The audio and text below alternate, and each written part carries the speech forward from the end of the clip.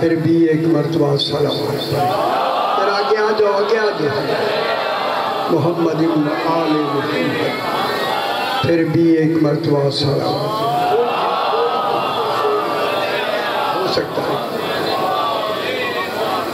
پھر بھی ایک مرتبہ صلوات۔ اللہم صلی علی محمد آل محمد، پانچویں مرتبہ بلند تر صلوات۔ محمد و آل محمد۔ بسم اللہ الرحمن الرحیم۔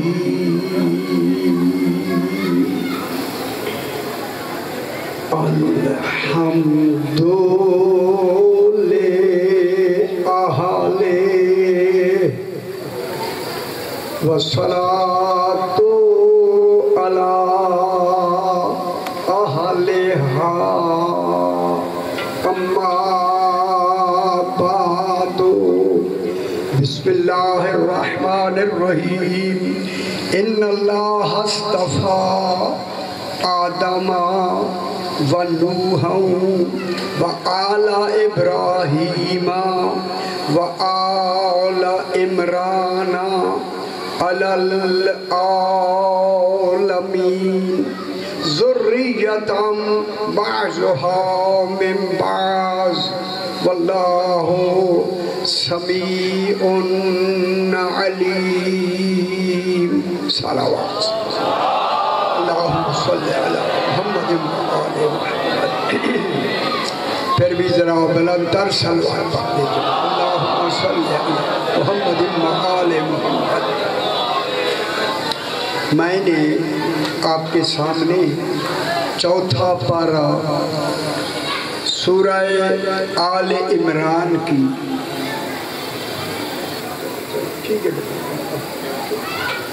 چوتھا پارہ سورہ آل عمران۔ میرے بھائیوں، پارے ہم نے بنائے ہیں، سورتیں اللہ نے بھیجی۔ سورتیں بھیجنے والا اللہ، قرآن اللہ نے بھیجا ہے، اس قرآن کے پارے ہم نے بنائے۔ اس میں اللہ نے جو سورتیں بھیجی ہیں، نام بھی اللہ نے ان کا رکھ کے بھیجا۔ غور نے فرمایا، اور قرآن بنا ہے اس وقت، ابھی وقت نہیں تھا، زمانہ نہیں تھا، یہ عالم سرمدی میں بنا ہے۔ عالم سرمدی وہ ہوتا ہے نہ جس کی ابتدا ہو نہ انتہا، خوشو میں ہو۔ اس وقت اللہ نے قرآن بنایا اور سورتوں کا نام بھی رکھا، جیسے سورہ آل عمران نام رکھا، چونکہ نام رکھنا بچوں کو یہاں کر لیں، چلو بیٹا یہاں سے چلے جائے، کرو میری بات سمجھ آ رہی ہے میرا بھائی؟ نام رکھنے والا اللہ ہے، چونکہ اللہ عادل بھی ہے، علیم بھی ہے، حکیم بھی ہے۔ اس کی حکمت کا اور عدل کا تقاضا ہے، کسی صورت کا نام کسی کے نام پر تب رکھے گا جب تک نام والا پہلے موجود نہ ہو۔ معلوم ہوا عمران موجود تھا، قرآن بن رہا تھا۔ اکیلا عمران نہیں، آل بھی موجود۔ آل عمران، اتنی بڑی سورت کا نام آل عمران۔ دیکھیں، جس سورت کا نام اللہ نے جن کے ناموں پر، آل عمران کے ناموں پہ سورت کا نام رکھا، آج میں آپ کو صرف اور صرف قرآن سے دکھانا چاہتا ہوں کہ وہ عمران کون ہے۔ کوئی حدیث نہیں، کوئی کتاب نہیں، کتابیں ہم نے لکھی ہیں، قرآن اللہ نے بھیجا۔ ہماری بات مؤثر نہیں، قرآن سے خود قرآن ہی کا جواب قرآن سے، قرآن فی القرآن۔ سمجھ آ رہی ہے؟ قرآن کامل ہو کے آیا ہے، ناقص نہیں۔ جو کلام ناقص ہو وہ قرآن نہیں کہلاتا. قرآن میں نقص کا تصور ہی نہیں ہے. جب قرآن میں نقص کا تصور ہی نہیں ہے تو وارث قرآن میں ہذیان نہیں ہوتا. خوش ہو میرا پتر، خوش ہو. جو قرآن کے عالم ہیں اور قرآن کے وارثین ہیں وہاں ہذیان نہیں. ٹھیک ہو گیا جناب. اب اس آیہ کریمہ میں اس کا نام رکھا اللہ نے، خیال کرا اس میں آل عمران.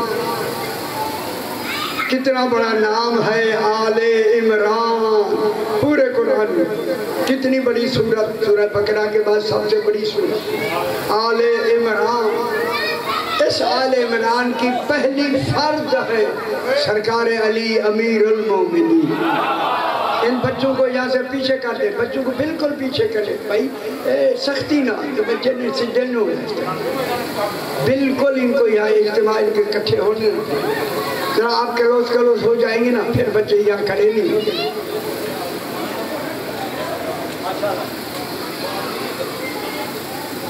میرے چاہتے دیکھیں میرے بھائی، آل عمران کی بحث کروں گا میں ابھی انشاءاللہ. آپ کے سامنے قرآن سے بحث کریں گے. بیٹا چل چلا جائے، کیوں چلا جائے، اتنے کھڑا ہے. آؤ جاؤ کیا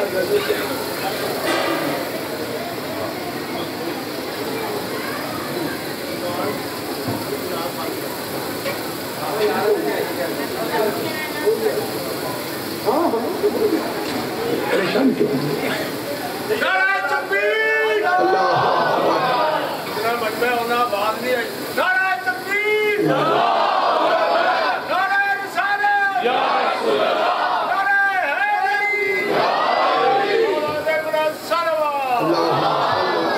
محمد آل محمد آل عمران. اور اس کی آواز پورے گلیوں میں بھی جانی چاہیے. آل عمران کی پہلی فرد کا نام ہے علی امیر المومنین. خوش ہو میں جملہ کہوں، جناب علی کا لقب ہے امیر المومنین. بے خبر دنیا کو بتا دو جو رسول کے ہوتے ہوئے امیر المومنین ہو. رسول بھی موجود اور علی امیر المومنین بھی ہے. میرا علی امیر المومنین آقا کی کتاب ہے نہج البلاغہ. کبھی خطبے سنے ہو آپ نے؟ اس نہج البلاغہ میں 121 خطبے ہیں صرف توحید پر. افسوس ہے کہ ہمارے علماء پڑھتے نہیں. میری 130 مجالس ہیں نہج البلاغہ پر. 121 خطبے ہیں توحید پر. توحید کے بارے میں علی فرماتے ہیں، توحید سمجھتے اللہ، توحید کے بارے میں علی فرماتے ہیں لوگوں بے خبر لوگوں، میرا ہونا دلیل ہے کہ وہ ہے. یہ مولا علی ہے تکابر کرنے والا.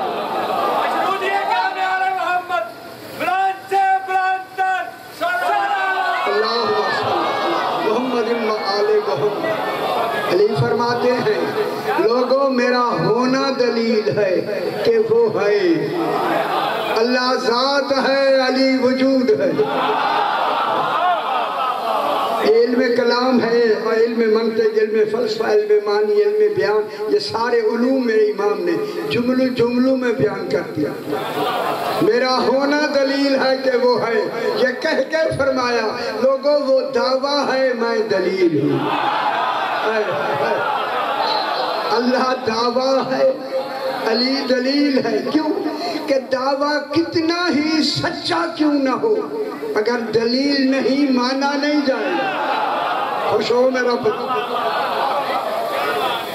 علی دلیل ہے، دعویٰ نہیں. اللہ دعویٰ ہے، آج بھی دعویٰ ہے، کل بھی دعویٰ ہے، پر دعویٰ ہی دعویٰ ہے.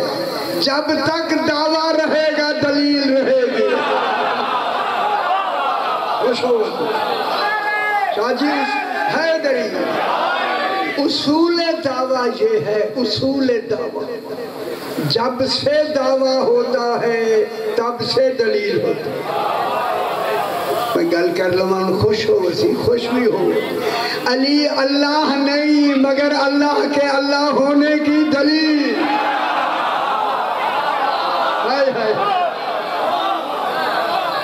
علی اللہ نہیں، اللہ کے اللہ ہونے کی دلیل۔ پھر مان لو جیسا دعویٰ ہوتا ہے ویسی دلیل۔ خوش ہو جاؤ میرا اللہ، خوش ہو جاؤ۔ میرا چھٹا امام جعفر صادق اللہم صلی علی محمد و آل محمد صادق علیہ السلام تشریف رکھتے ہیں، بیٹھے۔ ساتھ ہی ان کا ایک صحابی داؤد ابن کثیر رکی، رکا ایک جگہ ہے جہاں جنگ صفین ہوئی ہے، دریا فرات کے کنارے۔ اگر آپ گئے ہوں، اگر گئے ہیں تو میں گیا ہوں وہاں۔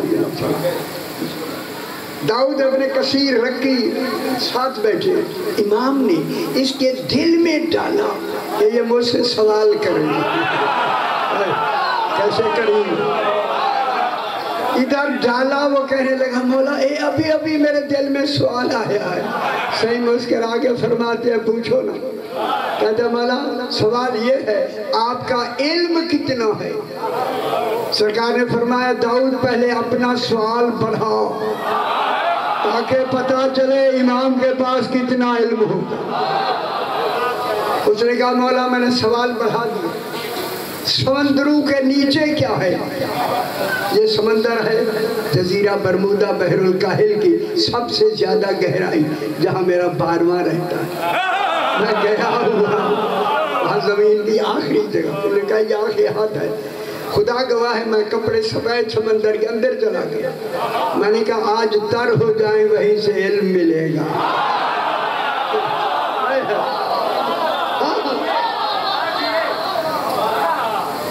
سمندروں کے نیچے کیا ہے؟ سمندروں کی اس بڑے سمندر کی گہرائی ہے 35,400 فٹ۔ اس کی گہرائی ہے، گہرائی۔ جب کہا نا مولا سمندروں کے نیچے کیا ہے، میرے امام نے فرمایا داؤد ان کے نام سننا چاہتا ہے یا دیکھنا چاہتا ہے؟ یہ امام ہوتا۔ کہتا مولا کان سنتے ہیں تو بھول جاتے ہیں، آنکھ دیکھتی ہے تو یاد رہتا۔ فرمایا یہ بھی میرے علم کی پھوار کا نتیجہ ہے، یہ تیرے اوپر پڑتی ہے۔ آنکھیں بند کرو۔ داؤد نے آنکھیں بند کی، فرمایا کھولو۔ اب جو کھولا سمندر کے کنارے پر امام کے ساتھ داؤد بھی کھڑا ہے۔ داؤد کہتا میں نے دیکھا سمندر کی مد و جزر لہریں، دیکھا ہوگا آپ نے، اوپر جاتی ہیں پھر نیچے اترتی ہیں۔ ان کو مد اوپر چڑھنا، مد جزر مانے نیچے اترنا۔ جب مد و جزر کو میرے امام نے دیکھا، مد و جزر میں اضطراب پیدا ہو گیا۔ جو ہی اضطراب دیکھا نا داؤد نے کہا مولا مد و جزر میں یہ اضطراب کیوں ہو گیا؟ سرکار نے فرمایا داؤد اس مد و جزر میں اللہ کی 10 حکمتیں ہیں۔ 10 حکمتیں میرے پاس لکھا ہے، 10 حکمتیں ہیں۔ داؤد نے کہا مولا مجھے ایک حکمت بتا دو۔ سرکار نے فرمایا پہلی حکمت یہ ہے، پہلی حکمت یہ ہے جب سمندر کا پانی مد میں اوپر چڑھتا ہے ہم آل محمد پہ درود بھیجتا ہے۔ میرے خیال کچھ نہیں ہے، ہائے ہائے ہائے، بلندیاں درود سے ملتی ہیں۔ جب اوپر چڑھتا ہے مد میں تو ہم آل محمد پہ درود بھیجتے ہیں۔ امام پشتوں میں بات کرنے لگے۔ جب جزر میں، جزر نیچے اتر، جب جزر میں سمندر کا پانی، سمجھ جائیں گے آپ، جب جزر میں سمندر کا پانی نیچے اترتا ہے فرمایا ہمارے دشمنوں پہ بر بر کرتا ہے۔ ماشاءاللہ پشتو آ گئی ہے، سمجھ ہے، کچھ سمجھ آئیے۔ میرے امام نے فرمایا سمندر جو کچھ نیچے چھپایا ہوا ہے ظاہر کرتا ہے۔ خوش نہیں ہوئے. سمندر داؤد کے سامنے پھٹ گیا. میں گیا ہوا سمندر، بالکل پھٹ گیا سمندر. ایک سفید پانی نکلا، بالکل جزیرہ برمودا جہاں صحیح رہتے، سفید پانی ہے. خیال کرائے جو دودھ سے بھی زیادہ سفید. اور خیال کرائے میری گل سمجھ لو، میں جملہ کہنے لگا. ایسا پانی نکلا جو دودھ سے بھی زیادہ سفید. جب دودھ سے زیادہ سفید پانی داؤد نے دیکھا، کہا مولا یہ پانی کب سفید ہوا ہے؟ فرمایا جب اس پانی نے سفید تب ہوا ہے جب ہماری دودھ سفید تب ہوا ہے جب ہماری ولایت کا اقرار کیا. آج کے بعد دودھ خالص بیچا کرو، دودھ ہی میں تو ولایت ہے. سمجھ آ گئی نا؟ یہ کہہ کر میرے امام نے فرمایا ایسا پانی نکلا جو دودھ سے زیادہ سفید، مشک سے زیادہ خوشبودار، شہد سے زیادہ شیرین، اور زنجبیلہ ذائقہ ہے قرآن میں. زنجبیلہ سے زیادہ ذائقے دار پانی نے نکلنا شروع کیا. جب پانی بلند ہوا، میری طرف دیکھے میرے بھائی، بلند ہوا تو داؤد نے کہا مولا یہ پانی اللہ نے کن کے لیے چھپایا ہوا ہے؟ فرمایا 12ویں کے لیے. جو 12واں مانتا ہے اسے خوش ہونا چاہیے. یہ پانی چھپایا ہوا ہے 12ویں کے لیے. یہ کہہ کے میرے امام نے فرمایا داؤد جب میرا 12واں بیٹا آ جائے گا، خیال کرائے میں بہت بڑی بات کہنے لگا ہوں، صحیح نے جو فرمائی ہے، جب میرا 12واں آ جائے گا دنیا کا باقی کل پانی ختم ہو جائے گا، صرف یہی پانی رہے گا. مجھے آتی ہیں باتیں زیادہ نہیں، سارے پانی ختم ہو جائیں گے، صرف یہی پانی رہے گا. اس پانی کو وہ پی سکے گا جس نے اس دنیا میں اقرار ولایت علی کیا. اگر اقرار نہیں ہے پانی نہیں ملے گا.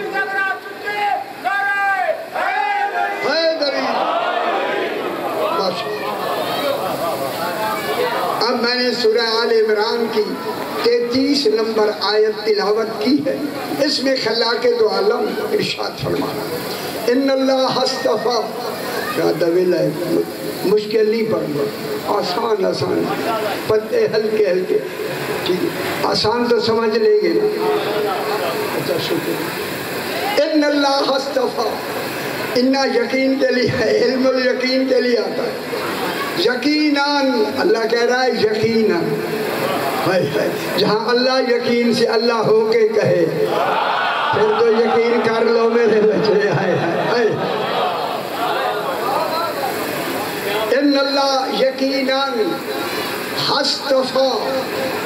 ایک ہوتا ہے علم الیقین، دوسرا ہوتا ہے عین الیقین، تیسرا ہوتا ہے حق الیقین.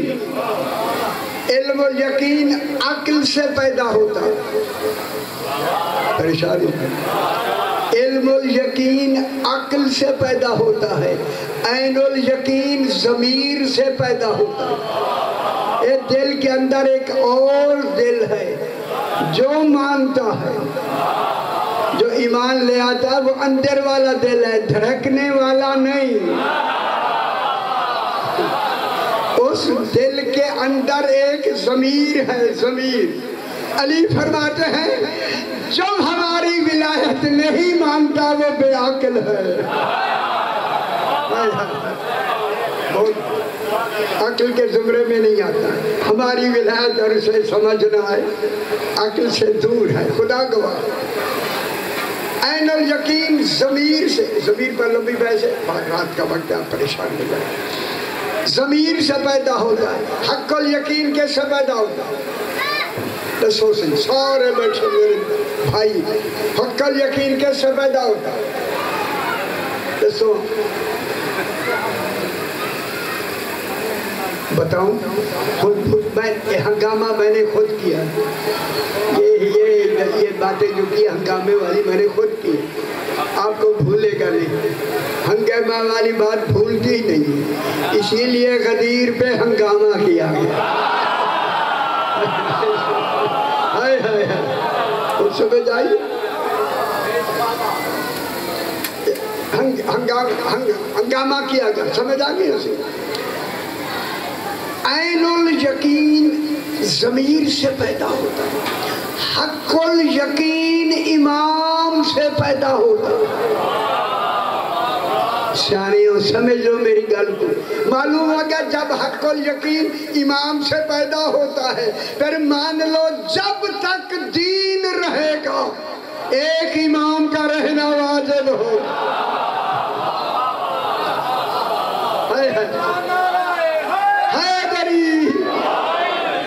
ایک امام کا رہنا واجب ہو۔ آج ہمارا امام زمانہ موجود ہے یا نہیں؟ گل کر لو، آج جن کا امام موجود ہے انہی کا مذہب حق ہے۔ کچھ نہیں، آج موجود ہے یا نہیں؟ ابھی اللہ نے اسے ہمارے اندر غائب کر دیا، غائب کر کے اپنے غائب ہونے کی دلیل بنائے۔ اللہ ذات میں غائب ہے، یہ وجود میں غائب ہے۔ کیسا ایمان؟ اس وقت میرا مولا موجود ہے اور غائب ہے۔ علامہ ہلی کے زمانے میں، ہلے میں ایک شخص ہے، ہمارے بھائیوں کے عالم تھے، اس نے ہمارے خلاف ایک بہت بڑی کتاب لکھی، کتاب زخیم کتاب سمجھئے، کسی نہ سننا ہی پسند نہیں کر رہے ہیں، اتنی دور ہو گئے کتابیں۔ زخیم کتاب موٹی ہے، بڑی لکھی، اور کسی کو نہیں دیتا تھا، ہمارے شیعوں کے خلاف لکھی۔ علامہ ہلی کے محلے میں وہ رہتا تھا، واقف تھا۔ علامہ ہلی نے کہا میں جاؤں اس سے کسی طریقے سے کتاب لوں تاکہ اس کا میں جواب لکھ سکوں۔ کل سمجھے بھی میرے ہوشیاروں کے ساتھ پترے، ہوشیاروں کے میرے سمجھ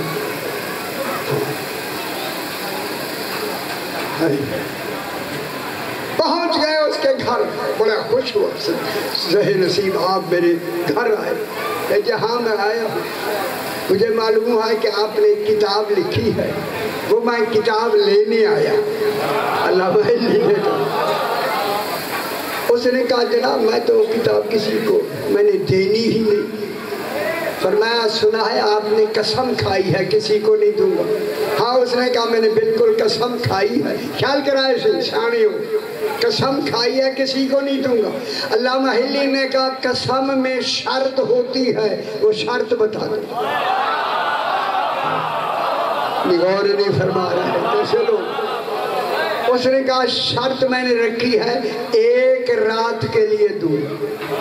کہتا ہے ایک رات کے لیے دے دوں؟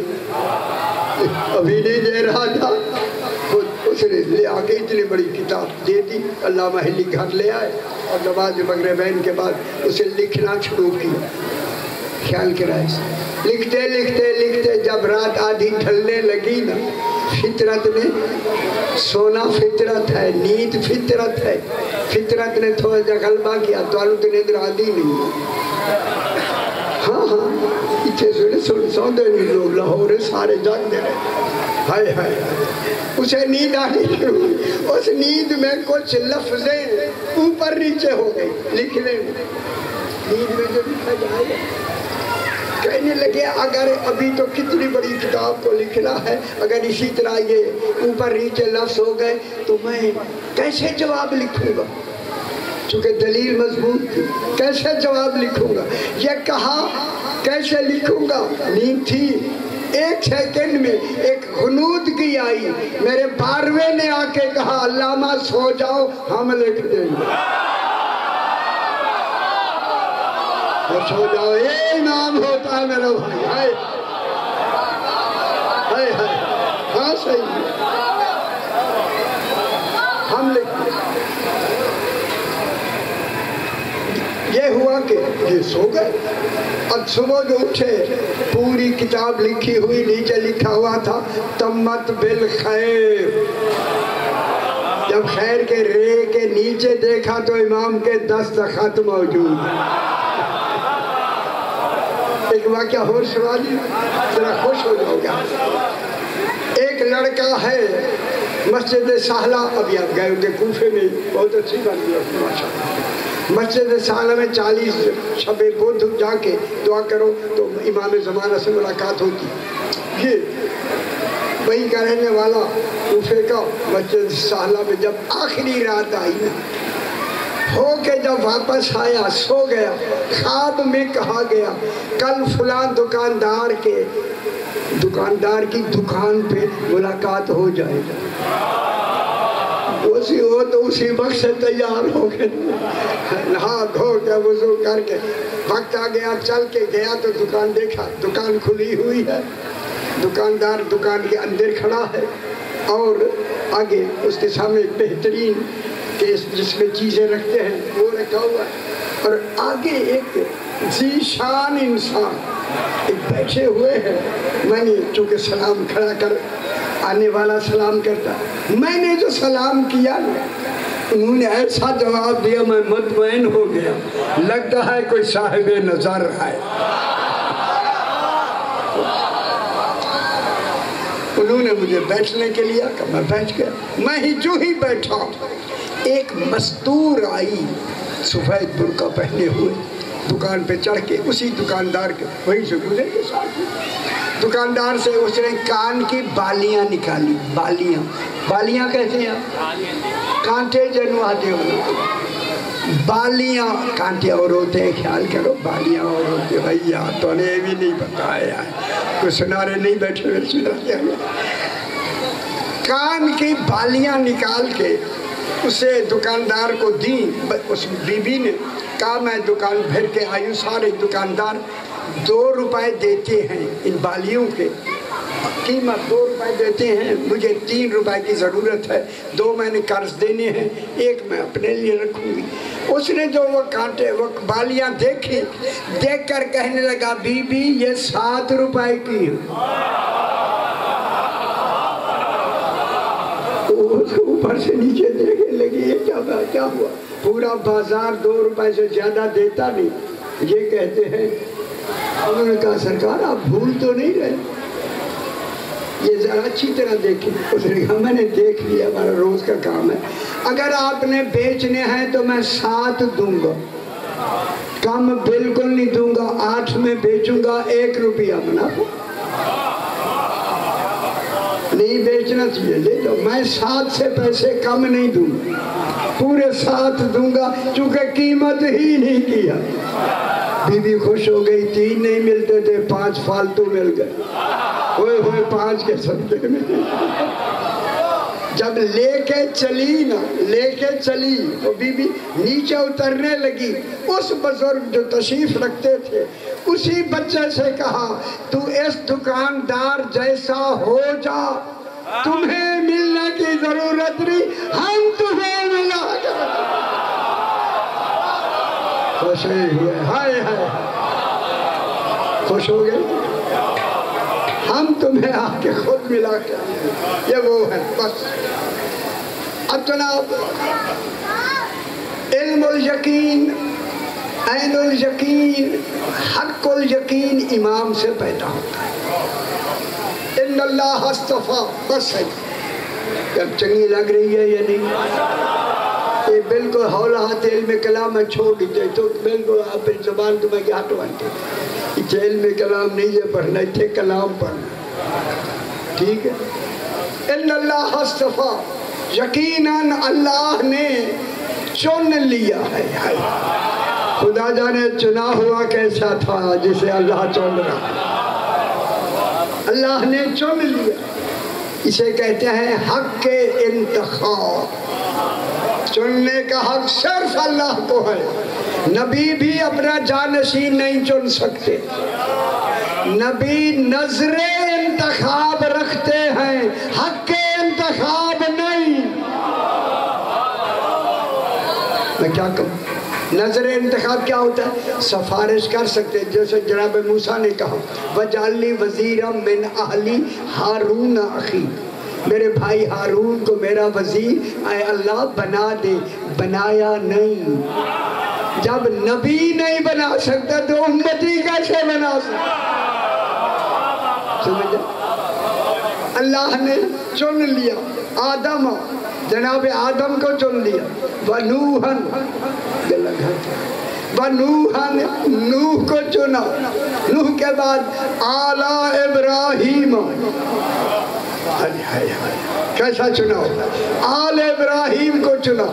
آپ کو خوشخبری سنا دوں، آل ابراہیم ہی 14،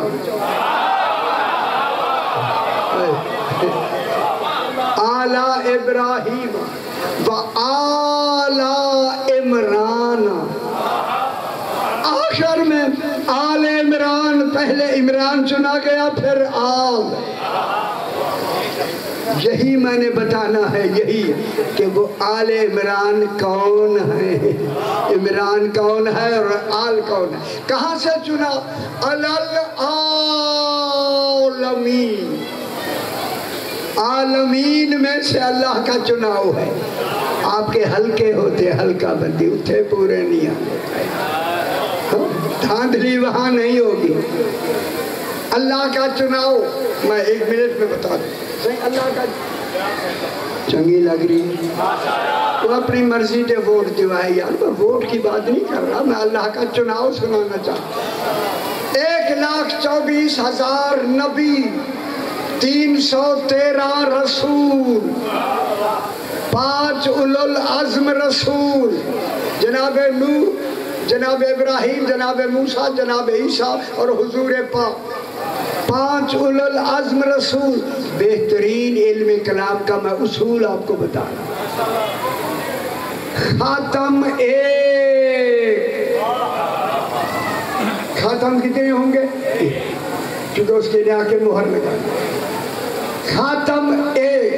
اب سوال ہے، چونکہ اب یہ جب چناؤ اللہ کا ہے، دیکھیں 1,24,000 چنے گئے عالمین میں سے۔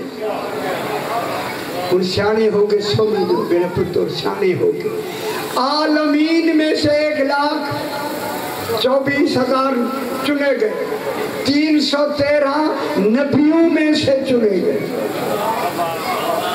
عالمین میں سے نہیں، عوام میں سے نہیں۔ 313 چنے جاتے ہیں نبیوں میں سے، 5 ہے اولو العزم رسول، 5 چنے جاتے ہیں 313 میں سے، خاتم چنا جاتا ہے 5 میں سے۔ ماشاءاللہ یہ دیکھا صاحبان علم بیٹھے، خاتم کے بعد جو جانشین چنا جائے گا، کہاں سے چنا جائے گا؟ وہ 5 میں سے نہیں چنا جائے گا، 5 میں سے تو رسول چنے گا، 313 میں سے نہیں چنا جائے گا، ان میں سے 5 چنے گئے، نبیوں میں سے نہیں چنا جائے گا، ان میں سے 313 چنے گئے، عوام میں سے نہیں چنا جائے گا، عوام میں سے تو نبی چنے گئے۔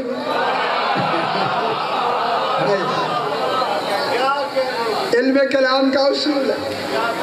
اب جو چنا جائے گا رسول کے بعد جانشین رسول۔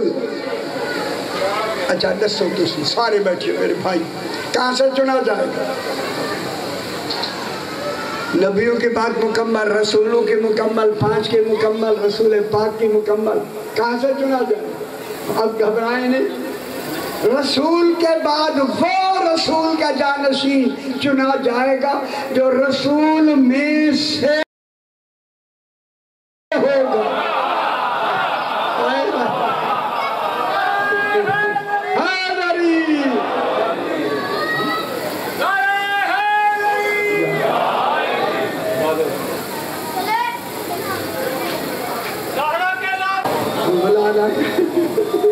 کہتے ہیں کہ مسائل پڑھیں سارا دن،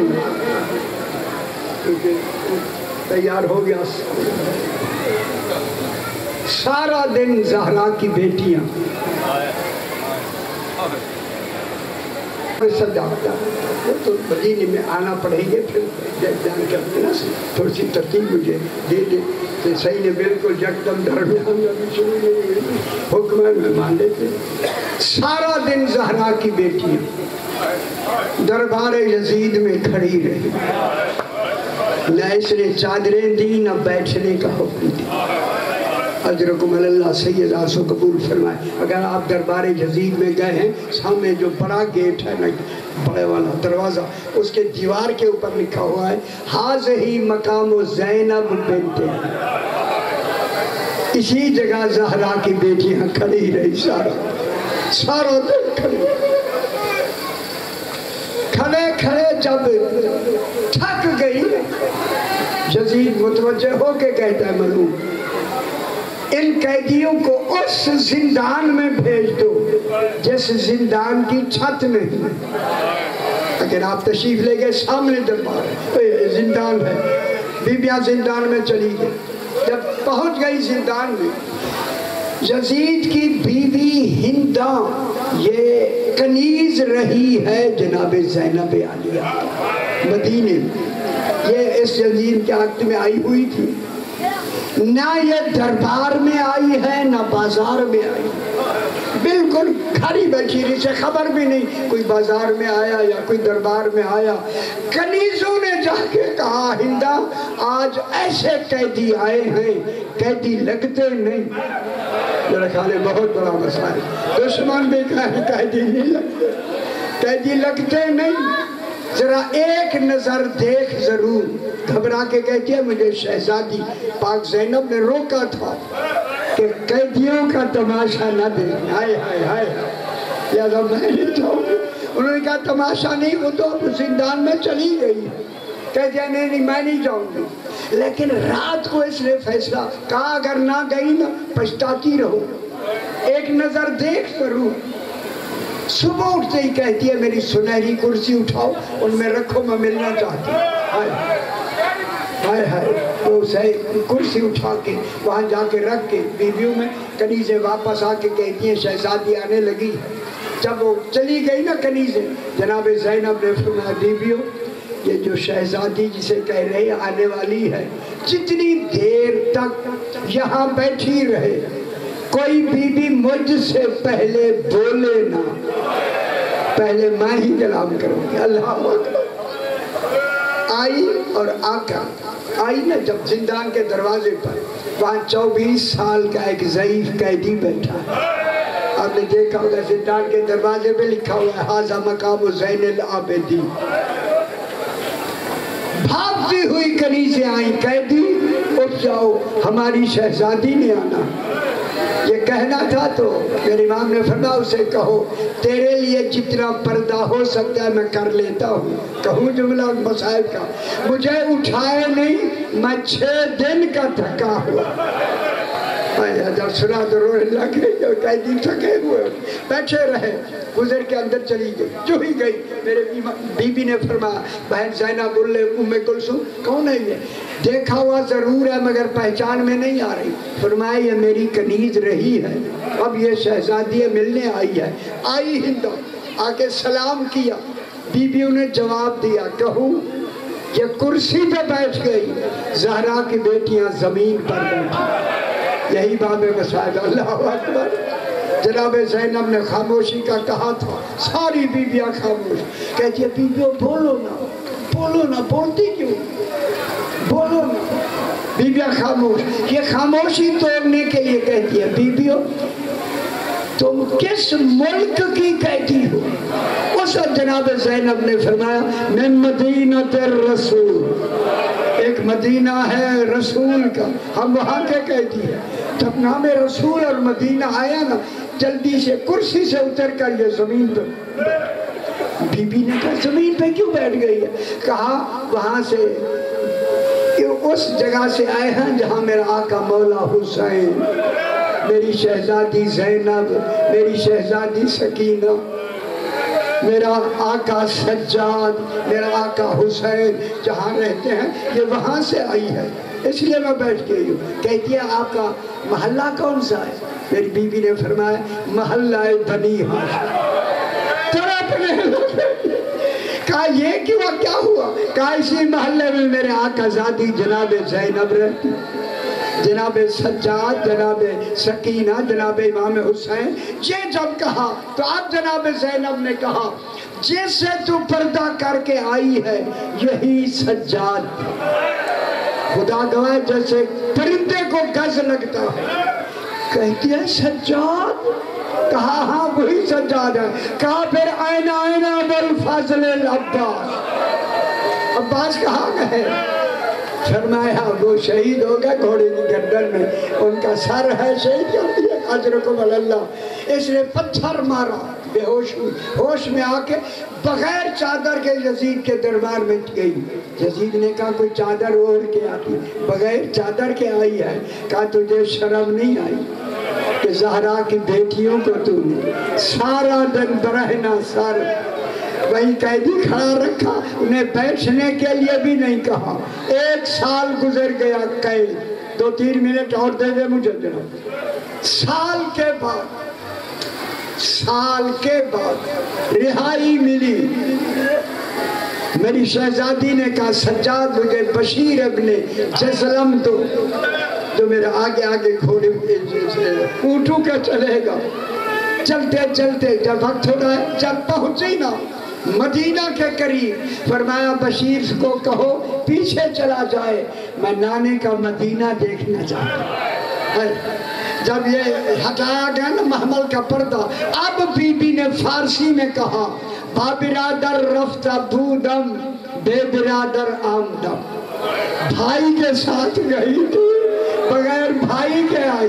ہائے ہائے ہائے، تاج برسر رفت بودم خاک برسر آمدم، تاج پہن کے گئی تھی خاک ڈال کے آئی آ کے نا امام حسین علیہ السلام کے روضے پہ آ کے او خون آلود کرتا جو قبر مبارک پہ رکھا، قبر ہلنے لگی۔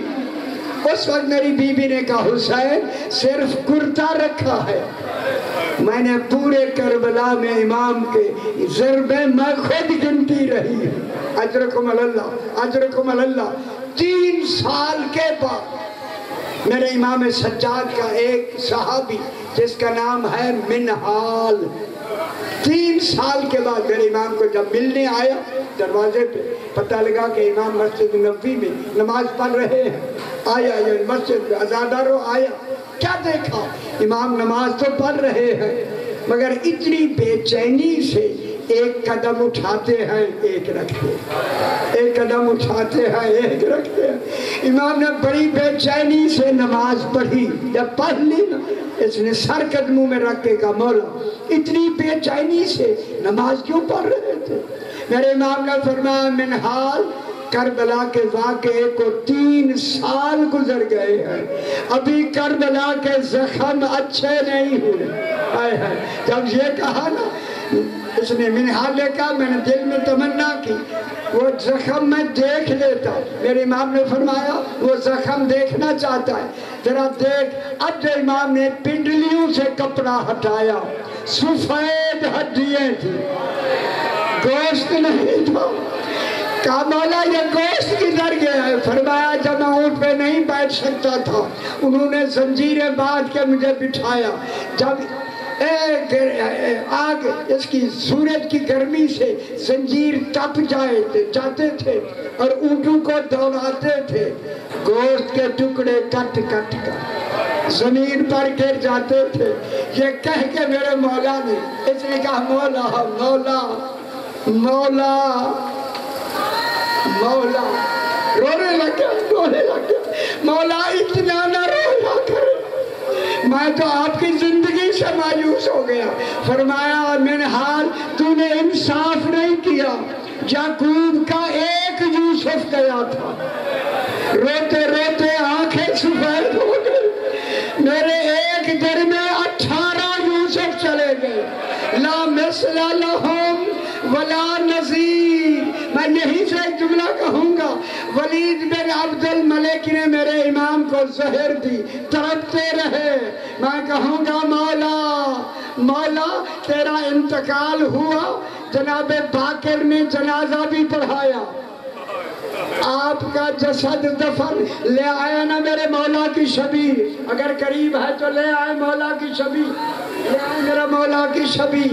میں کہوں گا مولا جناب باقر نے آپ کا کفن بھی پہنایا، کفن بھی کیا، لیکن مولا کربلا کا مسافر حسین اسی طرح پڑے رہے، زہرا کی بیٹیاں برہنہ سر بندھے ہوئے ہاتھوں کے ساتھ وہیں سے